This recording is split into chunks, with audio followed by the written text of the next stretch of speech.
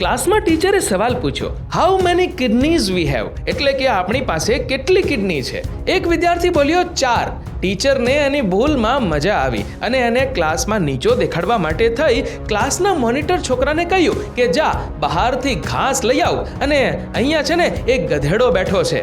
તો પેલો છોકરો જે 4 બોલ્યો હતો એણે કહ્યું, ઘાસ લેવા જા છો ને ગધેડા માટે, તો મારા માટે ચોકલેટ પણ લેતો આવજે. ટીચર ગુસ્સે થયા અને તેને ક્લાસની બહાર ઊભો રહેવાનું કહ્યું. પેલો છોકરો હજુ પણ હિંમત હાર્યો નહોતો.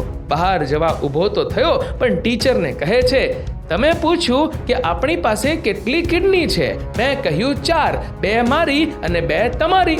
કારણ કે અંગ્રેજીમાં વી નો અર્થ થાય બહુવચન. હવે તમે એક કામ કરો, ઘાસ ખાવાની મજા લો, હું તો ચાલ્યો બહાર.